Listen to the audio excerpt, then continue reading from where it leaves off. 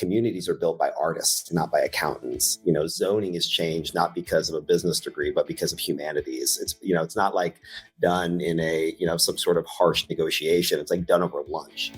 Welcome to the I Own It podcast with Ben Reinberg. All right, we are live from Laguna Beach, California at the Ben Reinberg I Own It studio today. And we are bringing on an incredible guest. He happens to be in the same industry as myself in commercial real estate. He's also a commercial real estate mogul. So excited to bring him on and have a chat today and drop some knowledge on our industry and see how we can add value to you folks out there in the ether. Ari Rastegar, welcome to the show. It's a pleasure. Thanks for getting up this morning and sharing some time with us. You got it. Happy to be here. All right. Well, let's get into it. So I love your company's tagline. I'm a big fan of different taglines. We have our own at my company, Alliance. Yours is stable income to build sustainable wealth, which I resonate with. Can we start talking about the kinds of real estate investment that your company does? And love to know, how do you support your capital stack? Is it high net worth accredited investors? Is it institutional capital you're working with? Explain to our audience a little backdrop of your company.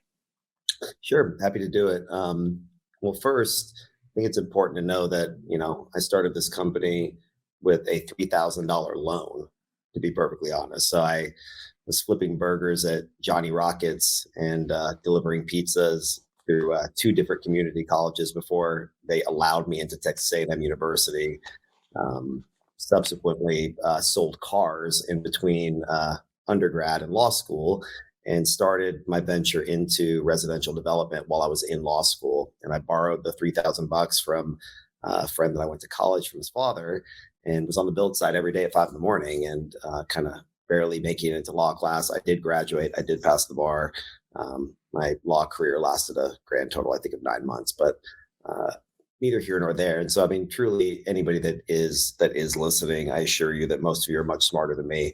And so if you have it and have more resources than I do, so if you have an impetus to be in our business, I assure you that the possibility is certainly there.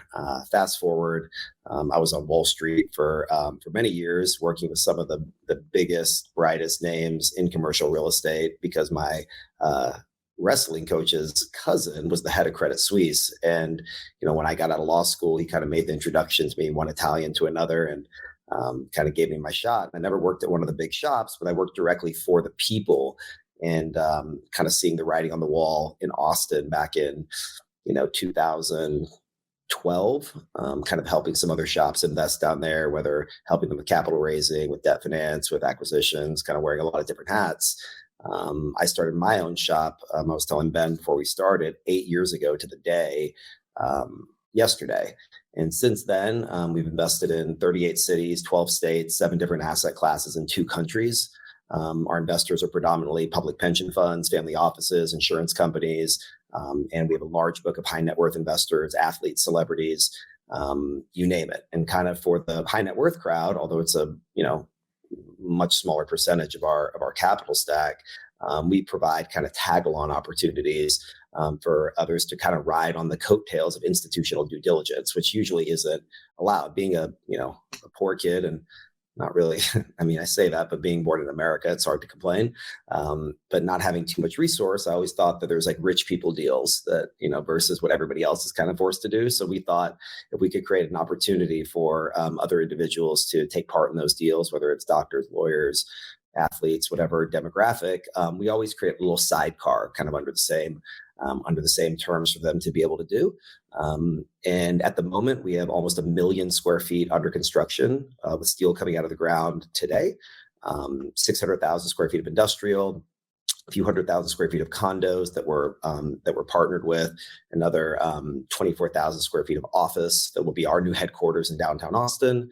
And we're breaking ground on our 318-acre master plan community in Kyle, Texas next week, which will be 1,000 houses, 1,400 multi-units, and 50,000 square feet of retail. So To say the least, we're kind of agnostic to asset class historically, although our focus in the future will be, and we can get into that, is more around multifamily development and acquisition, industrial development and acquisition, and build for rent housing. So those three asset classes will be our focus for the next 7 to 10 years. But we've touched it. We've originated debt. We've been LP capital, GP capital, been owner operators. We've played all up and down the capital stack. But now we are just incredibly focused. And our mission, so to speak, through this next cycle is to plan, design, and build advanced futuristic communities. And that will be taking up the vast majority of our time for the next 10 years. Let's go there then. Your company has an e-pamphlet called Futuristic Suburbanism. What do you envision American suburbs of the future will look like? I know you have your 318 acre development going on in Kyle, which we own commercial real estate in the Austin area, and I'm a big fan of it. Explain future suburbanism, and what do you envision for American suburbs in the future? Sure. So we really believe in the future being around community building more than anything. And we're putting out close to $1 billion of equity over the next 12 months to buy around 10,000 acres, predominantly within the Sunbelt region, and mostly within the Golden Triangle, but in the Sunbelt region as well. That is unentitled. That is basically suited for rezoning, for redevelopment, to build these exact kinds of communities. So when you dig into Kyle to understand the futuristic suburbanism, you'll see that it really is a way to build a pocket community that has pretty much everything that you need in one spot. Meaning in a post-COVID world, we learned that people, whether by design, by necessity, or simply by choice, might not want to leave the proximity of the area that they live in. So in this particular site in Kyle, which is really a prototype, and I go back to it, look, it's a grandiose project. It's incredibly exciting, but it's a prototype. It was meant to be scaled and recreated in exactly what we're doing with 3 very large public pension funds. We're seeding this strategy to go out for this first 10,000 acres, which will be about 25 or 30 different tranche acquisitions. But the philosophy is pretty simple. How do we build an area where people can eat, live, play, work, educate, and all of the basic human needs in one location, or the vast majority of it in one location. So this particular site doesn't have an office component, but I visualize that the larger ones down the road would have a little bit of an office, whether that's co-working, whether it's traditional office space. And we gave 11 acres to the city of Kyle to build a new elementary school on our property. So if you walk through those components, you say, okay, if you have a retail center that is a small little grocery store, maybe the size of a 7-Eleven, a coffee shop by morning that converts into a brewery in the afternoon, a little barbecue shop. You have all the basic necessities that people can really walk to, and it'll all be completely frictionless. So if you live in that community, you walk into the retail center, you won't have to use a credit card. You can walk in, grab the things you want, and leave, automatically recognizes who you are. There's 60 acres of green space.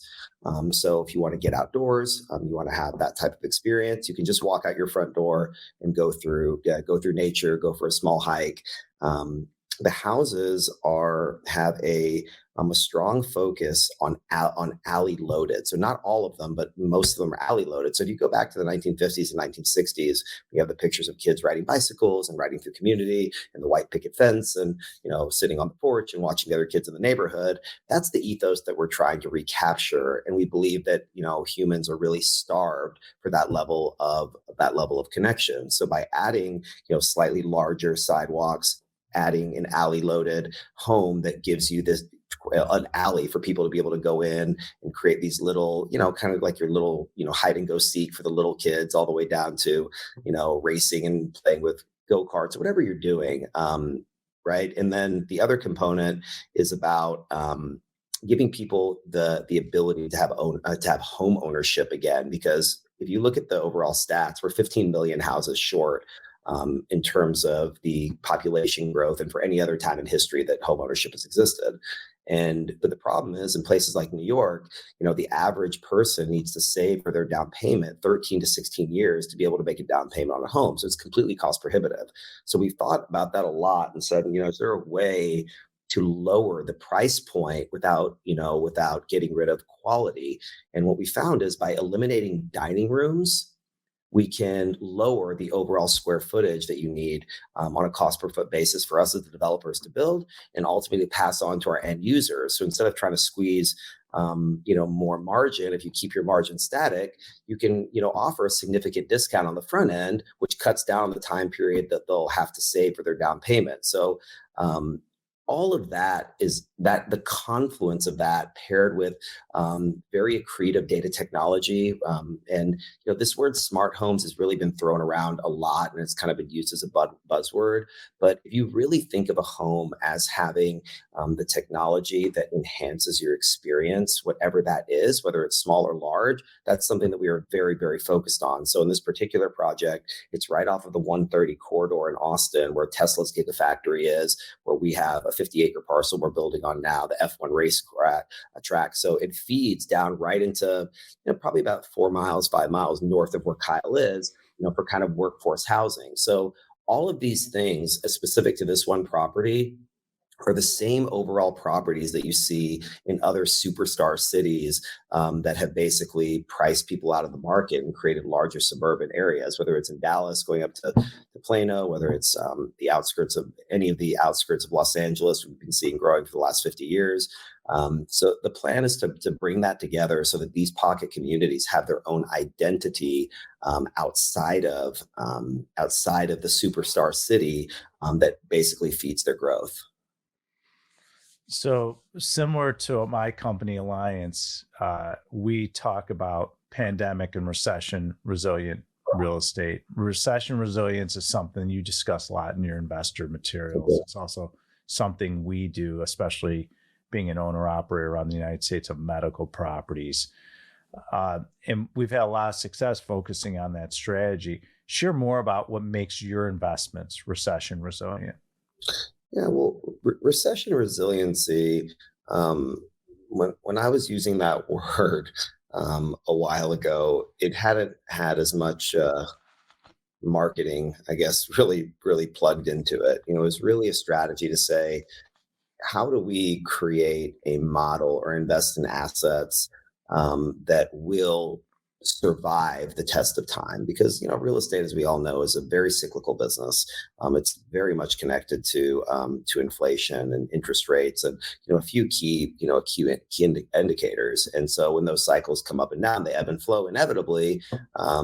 You want to make sure if this is your objective, is to have consistency. So we didn't want to be a group that was going for massive returns and taking massive risks. So our philosophy has always been really around capital preservation, and there's a lot of groups that have made a lot bigger returns than we have historically.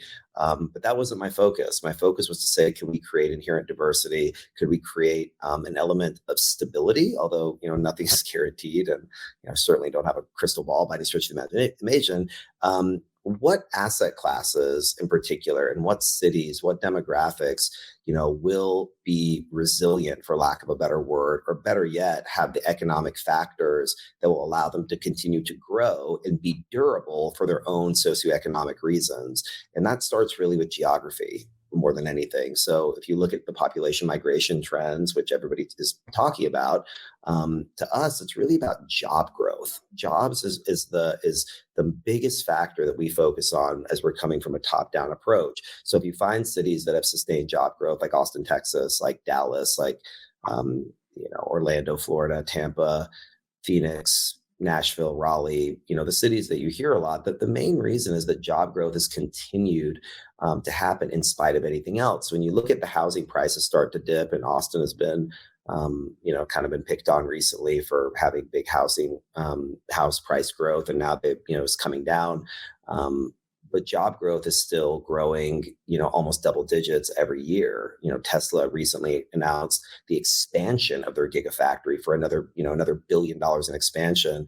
Apple is expanding their 140-acre development in Austin by another, whatever the number is. So the point is, those companies are battleships. When they lay their flag in the ground, they're not going anywhere. And the fact that they are expanding during a time of this economic hardship or things that are slowing really reinforces that this is truly a generational buying opportunity, and they see that, and as do we. So that in Austin, again, just because I'm close to it and clearly not biased at all, has the same cadence as a lot of the other cities, like a Phoenix as an example, who got ripped to shreds in 2008, but local and state government did a phenomenal job of rebuilding the city and creating safeguards to allow that to kind of not happen. So as we've gone into this next correction, and we can argue whether it's recession or whatever, but it's definitely a slowdown. I think everybody would agree with that, that it's in that state.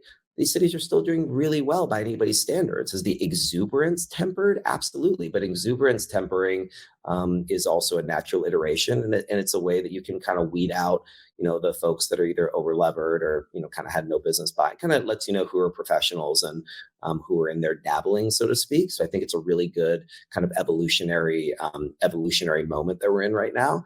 But that resiliency really dovetails into jobs and sustainable growth. And if you have the job growth for all the reasons why jobs would grow, and it's not that difficult, but it's a confluence of events, you're going to find that recession resiliency or that durability. Absolutely. I absolutely agree with that. So much of real estate investment comes down to supply and demand. And one article I read mentioned that you mentioned Google Fiber investment in Texas was a part of what inspired you. That was the biggest inflection point. Like that was the if there was one unilateral inflection point that made like kind of the sirens go off, that my little sleepy town, Austin, because everybody thinks Austin is a city. It's not. It's a town on steroids. Yeah. This is not. And again, it's my hometown. And when you see cities, in New York is another one where, nobody's really born in Manhattan per se. Actually, our daughter was born in Manhattan, ironically enough, but, everybody are transient, and that's the beauty of it. Like it's what gives it diversity. And Austin is no different. And when we were watching Austin grow, seeing, all the reasons why people would want to be there, music, parks, and we actually have more public parks than any top 10 city in the United States. Which is interesting. You have a good balance between the kind of the right and left kind of political parties, which actually has done really, really well for the city. And, you can get to Texas pretty quickly from Austin. It only takes about, 20 or 30 minutes and you can be in Texas. So you get that island benefit of having Texas, but not being in Texas, I guess people feel. And so, it's a very interesting thing when you look at all of those efforts, and then all of a sudden you have the largest data company in the world saying, of every city in the world, for us to invest $1 billion of hardware and roll out arguably one of the most important hardware pieces, maybe since a laptop, that would allow any type of financial service business, any type of technology business to work in a city that, but for that element, would not have been able to.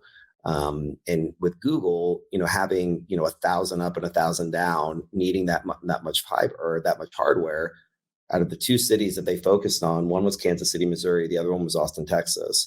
And you'd think Kansas, Austin, like where is this coming from? But again, if Google has 3,600 data points on every human walking the planet, who am I to make a deduction that they know something that we don't, right? So just ride the wave. And when that announcement made, it just basically verified, everything that we thought, hoped, and believed.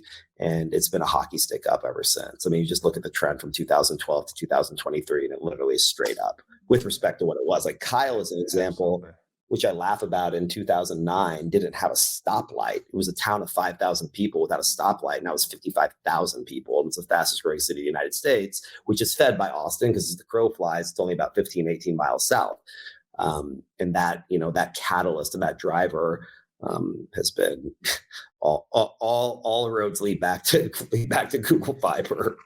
Well, it's how do you think about supply and demand when you're assessing investment opportunities? Because obviously you moved back home and you saw Google Fibers coming in. There was demand. We've done business in Austin for decades, and I was wondering, is this really going to happen? Because I saw the storefront on I can't remember what street that was on. On Congress. Yeah, it was on Congress, and it kept sitting and sitting and sitting, and we're saying, well, one day maybe this will happen. So obviously it did. But when you're assessing about supply and demand, what are you looking for when you're assessing investment opportunities? One of the things that we focused on that's really by default has become our niche in a lot of ways is zoning and rezoning properties. Like that has really been something we have focused on heavily and seen a lot of success for our clients, and the strategy that we're building for this next big tranche acquisition really centers around zoning. And zoning is, I was joking with somebody the other day that, a lot of the big shops think zoning is like about numbers on a spreadsheet and and kind of an accountant's job. But it's not. Communities are built by artists, not by accountants. Zoning is changed not because of a business degree, but because of humanities. It's not like done in a some sort of harsh negotiation. It's like done over lunch, meaning because you're dealing with people within that area. And so I look at zoning as the number one thing that I look for in anything. And if you look at long-term real estate values in the world, quite frankly, cities that have very, very, very well-designed city planning, very robust and difficult zoning laws, property tends to improve or tends to stay strong. Look at London, look at Istanbul, look at New York, look at Los Angeles, look at Beverly Hills. Like these cities changing zoning is an act of God. When they built the Waldorf Astoria in Beverly Hills, it took Benny 10 years to get the zoning done to build one hotel. And again, it can be very annoying for us on the development side, but if you can learn to deal with that as a positive, it's unbelievably beneficial. So when I'm looking to acquire, a multifamily asset, let's say, the first thing I'm looking to do is, can there be another multi created in the future? Like what's around me? And if I know what's around me and I can, understand that competitive advantage or what that dislocation is, I want to know, can someone go build one next door? And what is the probability of that? And that's really the lens and that's why Houston has been such a difficult city for me. And a lot of people a lot smarter than me have made a bunch of money there. Great. God bless them. But the city it's very confusing. Like you drive and there's no zoning laws whatsoever. So city proper, you can build, a church next to a house, next to a strip club, next to there's no, so whatever you can build. And that's great from a kind of a free trade capitalistic concept. But if you look at the ups and downs of Houston and how much connected it is to, they say, oil and gas, I would posit that the lack of zoning has been one of the key drivers of the instability of that market versus Austin, which has unbelievably difficult zoning compared to any other city in the state. And prices historically have grown incrementally well in a very, very healthy fashion, even before Google, and then have continued to hit the J curve, once they had the jet fuel to be able to do that. So I always start with that lens of knowing what can I do, what can be done, and what could someone in the future do potentially that could kind of screw up everything that we thought about. It's why I came out of self-storage. Like we did a ton in self-storage. I probably owned pieces of, I don't know, maybe 20 or 30 facilities in my career. I don't even know how many anymore. But once you realize how easy it is to build a shed, people start to get the, to get the memo, the risk profile started to increase exponentially. And one of the things we were doing with retail was when the big boxes were going bankrupt, we were converting large vacant big boxes into self-storage, which had a little bit of, kind of zoning potentialities. But the point is, like, is there a way for us to to see things a little bit differently, but the different is through the eyes of consumers. Like that's the main thing is we want to look through the eyes of the city, look through the eyes of the community, and really put our kind of humanities hat on, or our human hat. And that's really been our key, because I was an English major in undergrad. I never took a business class or a math class in my entire life. I could always do the math in my head. And those of you who are in real estate realize that the math in real estate isn't, it's not quantum physics, right?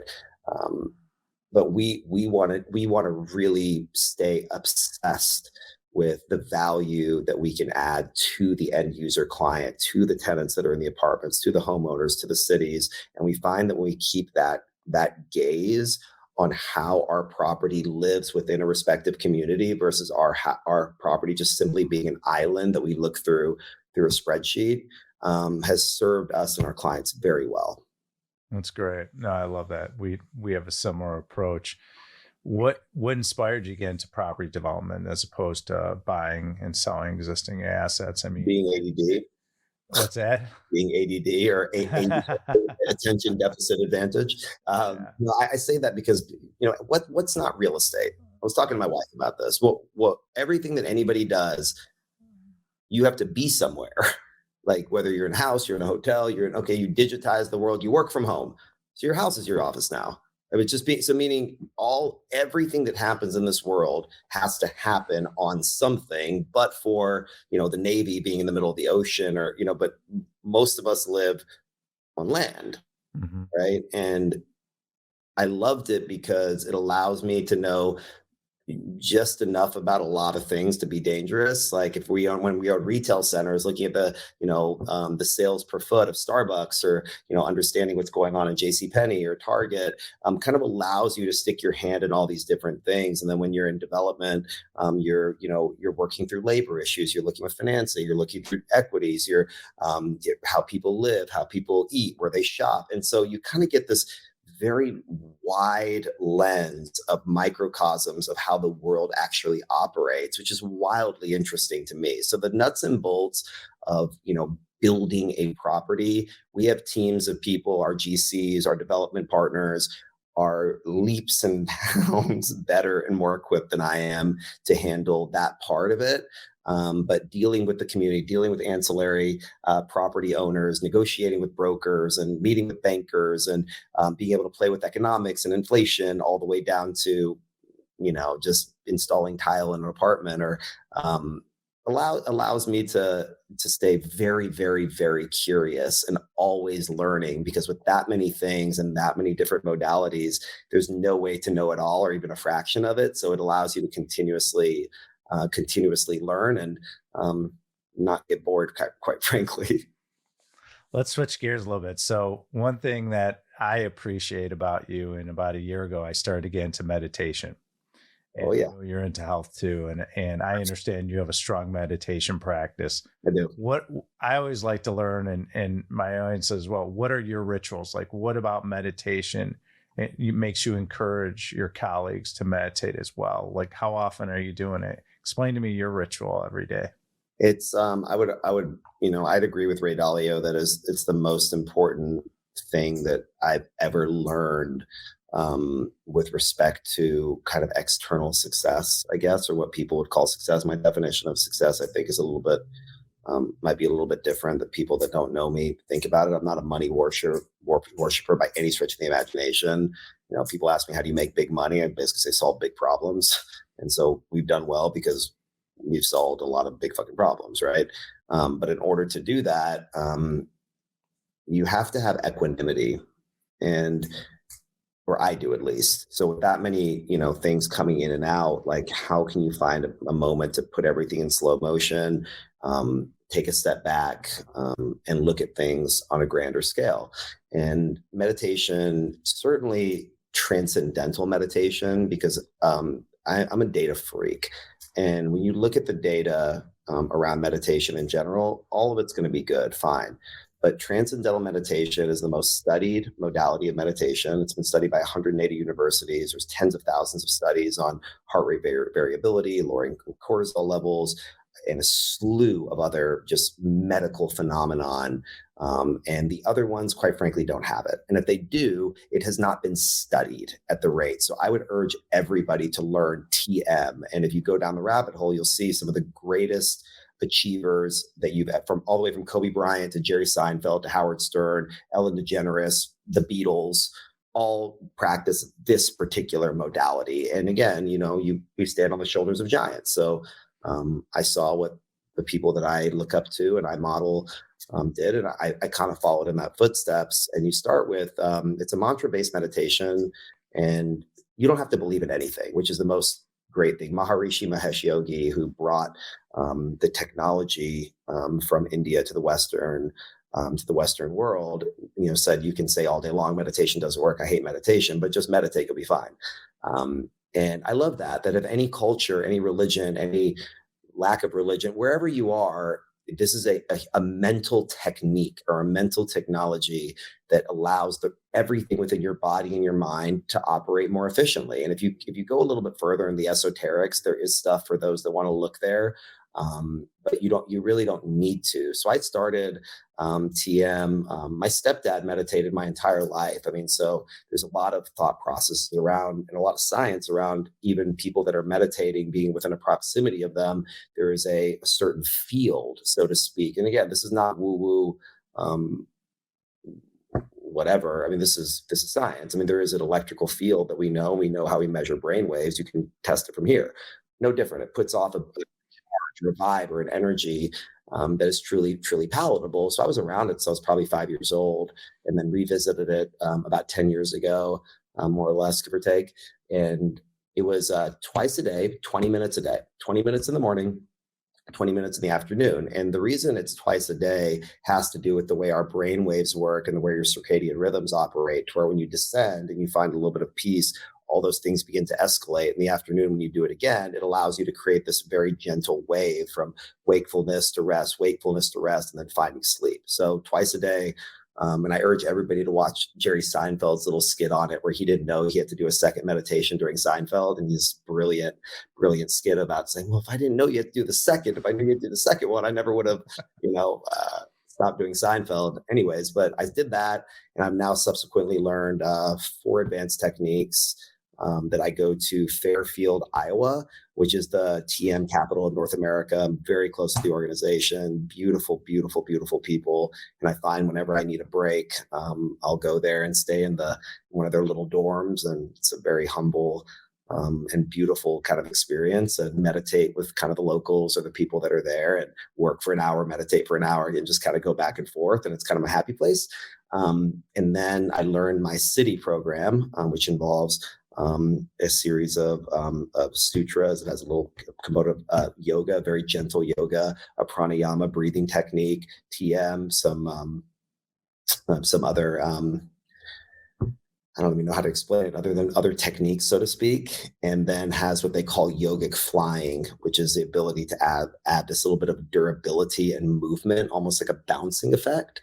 And it takes about 50 minutes to get through the whole thing twice a day.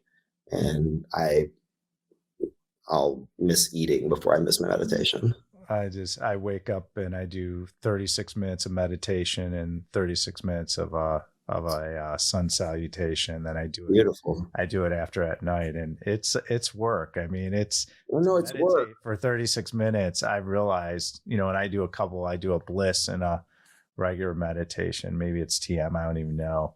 I learned it from a mentor of mine, and but it puts you in a great state, and it allows you to focus, be present with people. I found a lot of benefits from doing it. That's how it's come to me personally. I could never recommend it more. There's nothing. So, we get people that, this is in my book. So my book, The Gift of Failure, came out on September 27th, and we're now an Amazon bestseller, Wall Street Journal bestseller.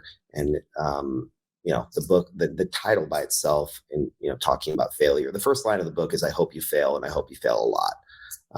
All I've really known in my life is failing and somehow figuring out how to get back up. So in the book, I talk a lot about some of these rituals. One of them is posture management. So I think one of the most overlooked things in our society is physical alignment. And that's not just stretching, because if you're in a bad alignment, you go to stretch, you're going to quite literally overstretch. So I spend a significant amount of time every day rebalancing my vertical load, getting my neck in the right position, shoulders, hips, etc. Because I look at it and say, okay, if you eat really healthy, and anyone that knows me knows I'm a health freak, to say the least. But if you eat perfectly healthy and you work out every day, but you're slouched over and you're smashing your intestines, all the good health in the world, it's not going to work. So by realigning the body and putting the organs, so to speak, in the right configurations, you can decrease the likelihood of heart attacks, all sorts of different cancers and diseases. Because just think back to the point, if your liver is here and it's smushed, of course it's not going to work as well. If your lungs, your heart is collapsing, like it's physical as well. So I work on that piece to open up the physical alignment and then go into the other exercises. But between TM and between having a fully functional musculoskeletal system, I put those two at the top of the list, because if I don't have those two things, I don't have a prayer of having focus, coherence, and the ability to show up as a leader, as a colleague, as a father, as a husband, and as a business person. So those are the foundations. And then everything else, occurs as a natural iteration. Well, let's go there. So you published a book last year, The Gift of Failure, and I think it's a wonderful name for a book, and it's deeply spiritual, but also unusual, mainstream, wise. Share more about what inspired you to write the book. I wanted to ask you, and what are you hoping your readers take away from reading it? Well, it's the title that I had thought about for many years, and like I said, I was an English major, and I'm a book freak. I mean, I'm reading in some capacity 5 to 10 books a week, and I have for 25 years. I mean, this is not, and again, am I reading them every word through everything? But you look at my Amazon, and there's 5, 7, 10 books, and I end up reading 15 pages of one and throw it aside, or I might read the one cover to cover, but I'm exposing myself and reading and digging into easily 5, 10 books a week easily. And I'm a student of the classics, and I'm at one point, you can see me reading Dickens or Dostoevsky or whatever. And I find that exercise of the imagination allows you to inform, especially when you're building community or you're looking at cities from a 50,000 square foot view. Mark Twain used to say, history doesn't repeat itself, but it sure does rhyme. So when you look back on then things, it informs informs the decision. But I basically thought, is there a way for me to condense, 10,000 books and draw on them and provide kind of a cliff notes, and the subsequent title was going to be like what I've learned thus far, and kind of try to put it in a place, always thinking about my kids, thinking if there's something that I could leave for them. And so my real impetus in my heart was writing it. So one day, I don't think any kids want to read their dad's book, but in the event that they do grow up and want to, I wrote it for them so they could read it. And in the process of doing it, help me flesh out my thoughts and be able to tell my story in a wildly transparent way. Because I don't know what kind of idiot who manages money for a living for public pension funds calls a book failure. And it kind of seems like about the dumbest business decision you could possibly make. I've been very fortunate that it's been received incredibly well, especially by the CIOs of 2 of the largest funds in the country.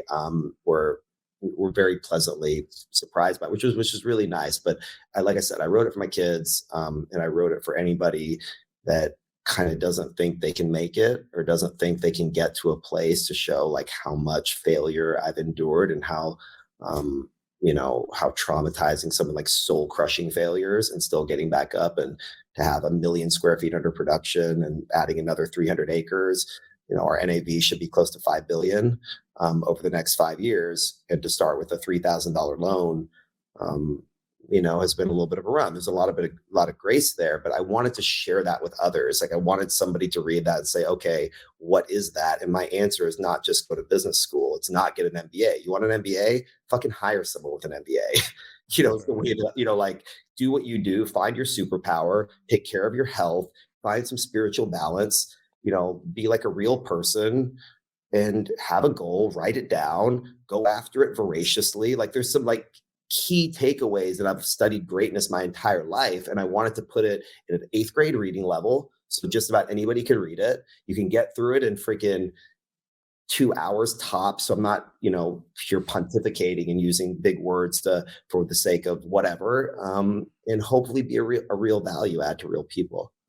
I think it's fantastic. You and I are very much aligned. We have similar values. I could just pick them apart. Obviously, health is important to you, business is important to you, family is important to you, but also personal development seems to be important to you, which are all my values as well. So I really resonate what you're throwing down here, and I really appreciate it.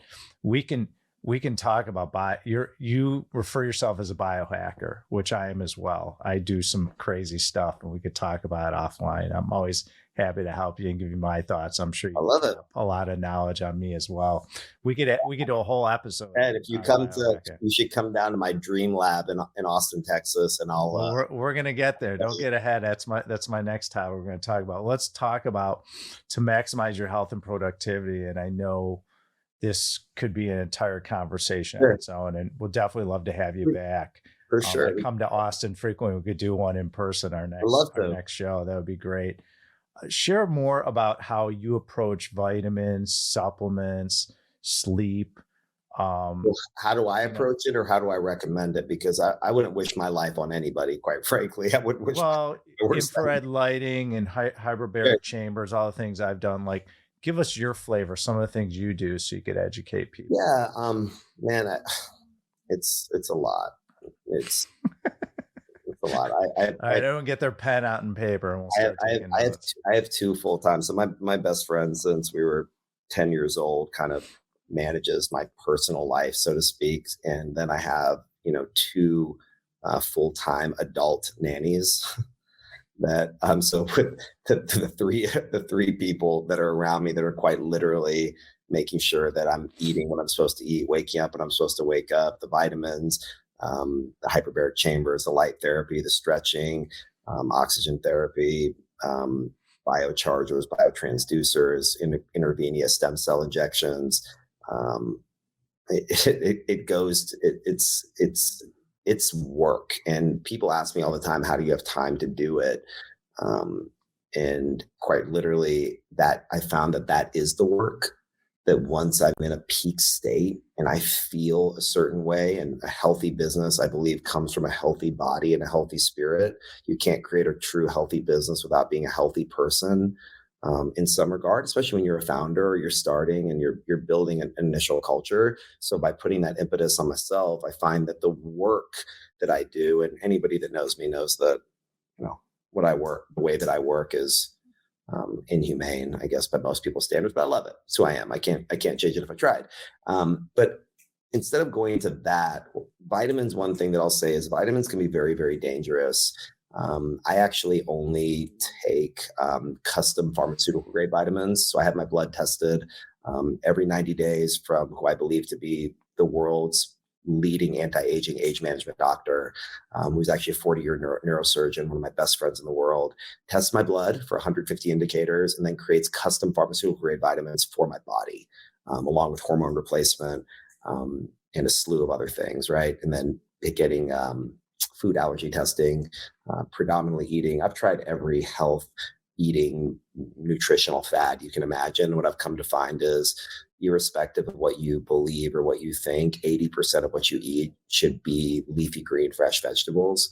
And if that 20% nuance, you want to add in some sort of, meat or salmon or fish or chicken, whatever you want to do, that's fine. Typically pork and processed meats, I would just put aside no matter what, because the science is just abysmal. The rest of it, you can kind of think through. I've been vegan for many, many years at a time. I've come to find that for my body, a little bit of lean protein works really, really well, depending on the time. But I've come to find that posture management, or having a healthy musculoskeletal system, moving my body vigorously to some degree, and hydrating profoundly. Hydration, I think, is wildly underappreciated. We all know we should drink more water, but drinking water is not just the answer. It's about electrolyte balance, it's about the purity of the water, it's about the timing of the water.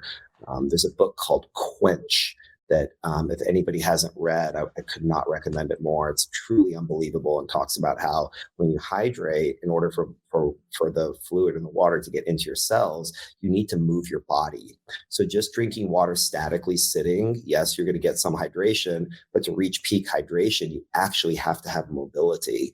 And again, not running a marathon, but it can be simply briskly walking. But there are little things that are skills around health that are just really, really overlooked.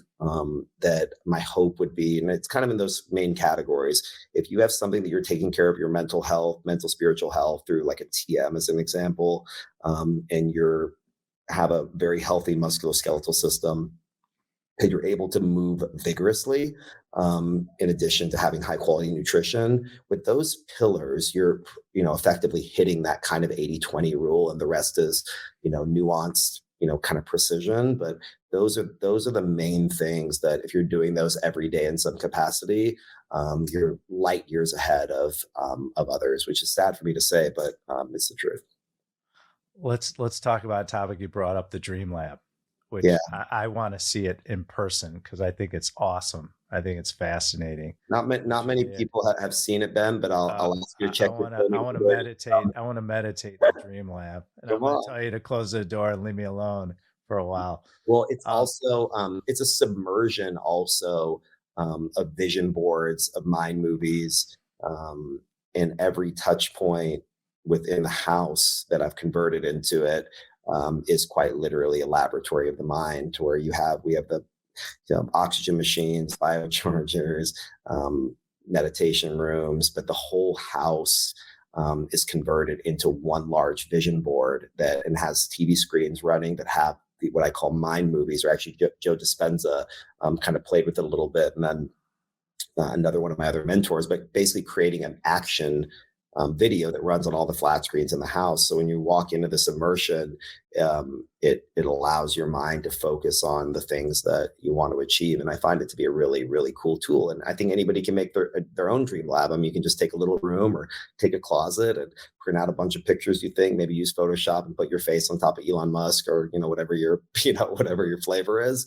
But that immersion, I don't think that I know works dramatically.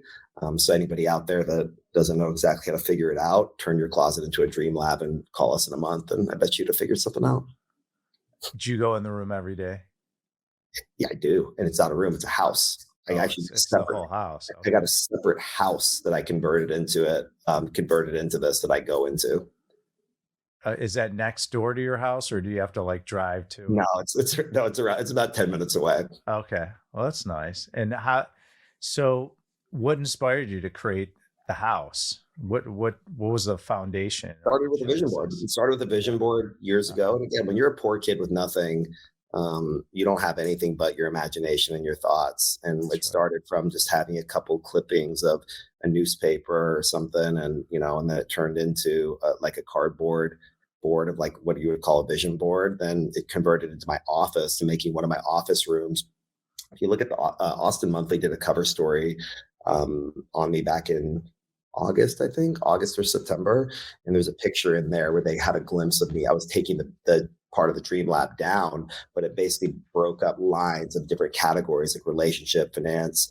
And I urge everybody to have a goal in every category of your life, because you're a real person. And if you don't have some goal or some vision for every major category of your life, the success in one of them will not give you the feeling of fulfillment that you're actually looking for unless you achieve things in other categories. So I basically put up every category that I could think of, put pictures and things on it that I wanted to achieve, and realized how profound the benefit was, and then turned it into kind of a little apartment in one of our buildings I kind of walk into, and then started working so fucking well that I turned it into a house. So it's been a natural iteration. And again, men lie, women lie, numbers don't lie. So every time I've looked at the business, and every time the the Dream Lab has improved, the business has grown exponentially. So I'm not asking questions. I'm just, I'm just following suit. Just following suit.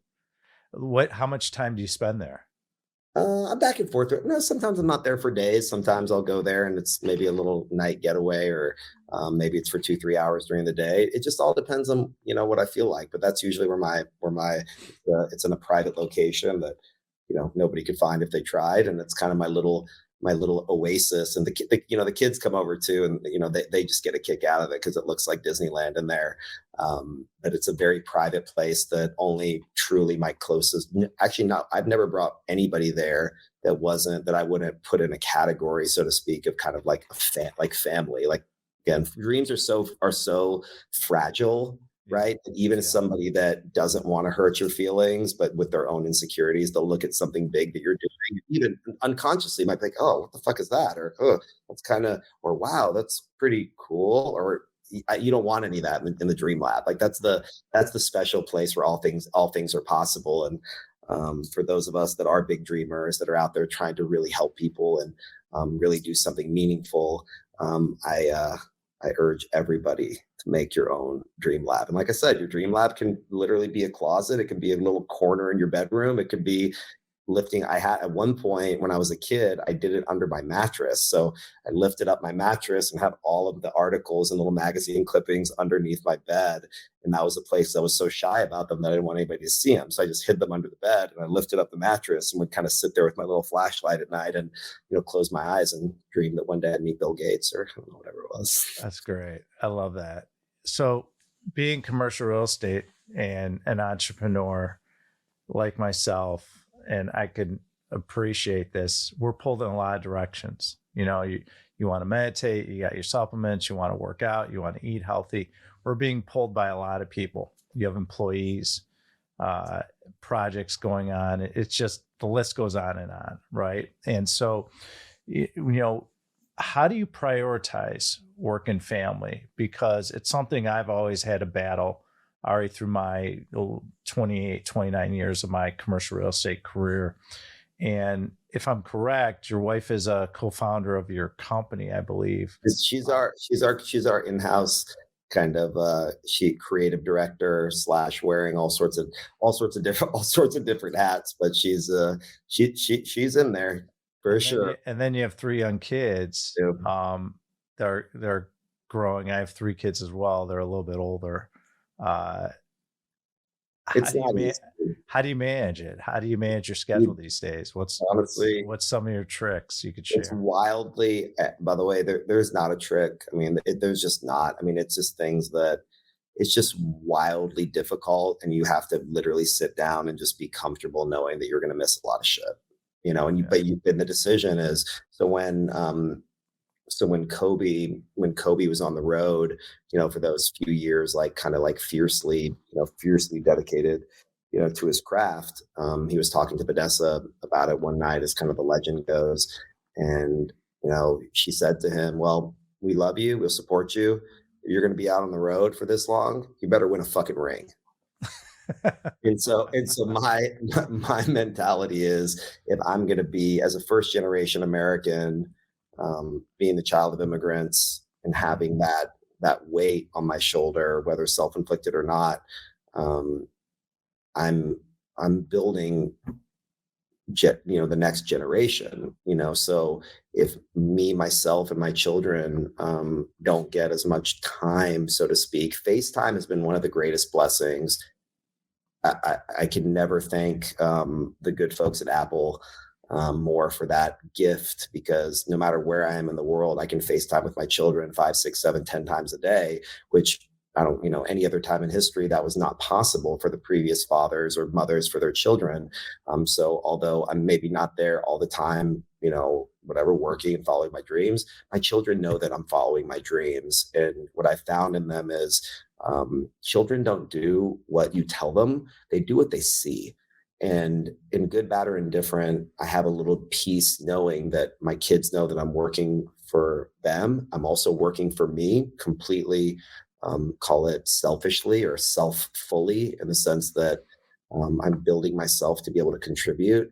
And they know that. And so, but I made a decision to say, I'm going to be out on the road. I'm going to go do everything I can for my clients, for my family, for myself, for all the things included. And I'm going to live my life to the fullest. And that means I'm missing stuff. That's part of life. Like, you can't get everything. You can, you pay something for everything. Everything costs something. So as long as you know that the cost you're paying is a fair price for what you're achieving, that you can find peace. And it hurt me for a long, long time. But in the past few years, as things started to illuminate, I kind of made the decision, like, am I going to pay this price? Am I going to have the self-awareness to know that I'm missing some of the games, or I'm not there every morning for blah, blah, all these different things. But what is that worth to me? And in my scale and in consulting with my children and with my family, I made a very active decision, and having that decision and making it deliberately created a lot of peace that I didn't have in the previous years. I'm not you. I feel the same way. I just, being an entrepreneur and road and raising kids, I've had to go through that challenge as well. So I'm really grateful you said it. It just resonates with me what you just said, because that's the career and life I've built and what I've been doing. So thank you for sharing that. I really appreciate it. What's the best way for people to follow you, Ari? Sure.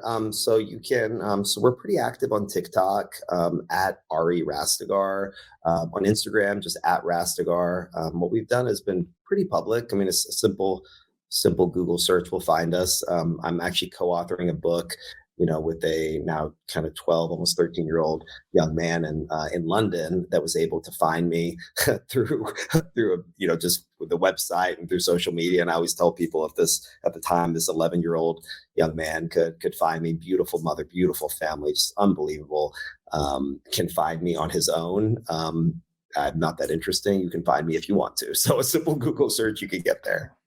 All right. Well, let's wrap up with our 3 questions. I've been waiting for you to come on. Are you ready? So if you were in studio with me in Laguna Beach, I would say, Ari, go lay down on the couch. Okay. And how old are you now? I'm 40. Okay. You're a young 40-year-old man. And I said, all right, I want you to close your eyes. Okay. Pretend we're even in the dream lab when we're doing this. And I say to you, go back to when you were a teenager, when you're 16. And now that you're 40, you've read a lot of books, you've taken risks, you've raised a family, all these wonderful things that you've done in your life, Ari. What advice would you tell your 16-year-old self, knowing what you know now, that you could help yourself back then? It's all going to work out. It's all going to be okay. And as entrepreneurs, and I know it's really one-dimensional, but those of us as entrepreneurs, that is the predominant question that we are riddled with from moment to moment is it going to be okay? Is it going to work? Am I going to this? Is that going to work? Is this capital going to come through? Is that deal going to work?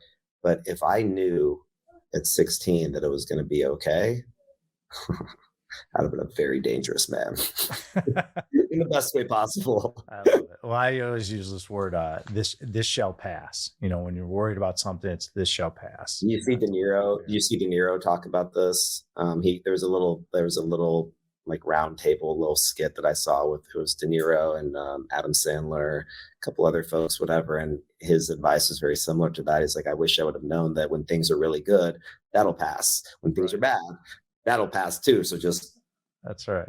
Chill out, like just stay focused and keep going. There's 2 things I've learned. This shall pass, and no one cares as much as you do. So if you think outside that people have an opinion of you, they don't really give a shit about you. No, they don't. No, it's just you. So it's our last day on earth together. God forbid. It's just me and you. It's our last meal together. It's your choice. What are we eating and what are we drinking?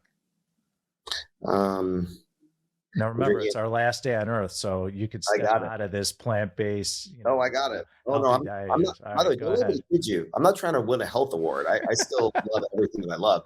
I would have an Arnold Palmer. All right. Probably from Hillstone or Houston's.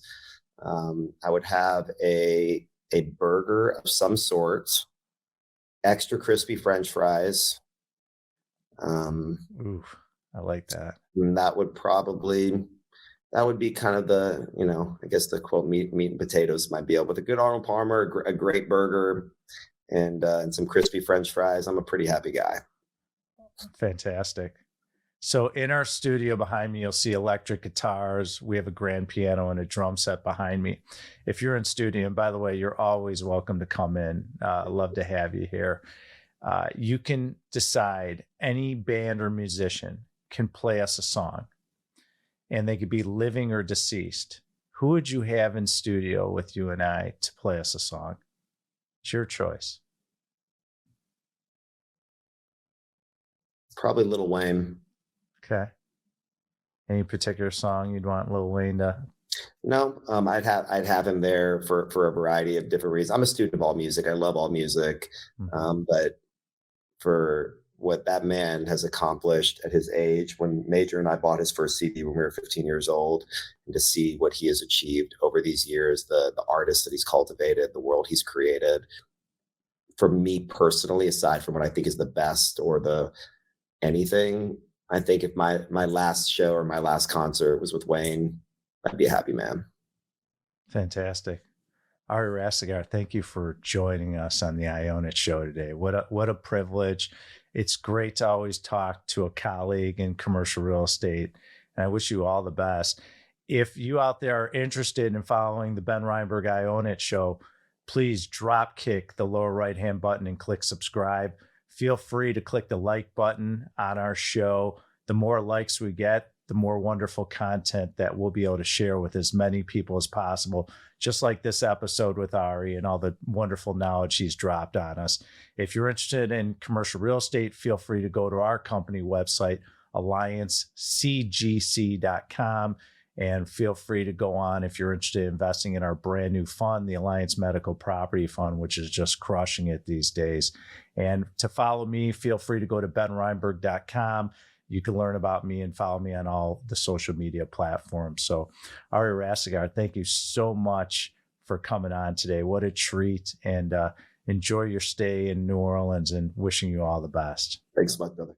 Thank you for listening to the I Own It podcast with Ben Reinberg. To hear our past episodes and connect with Ben, visit benreinberg.com.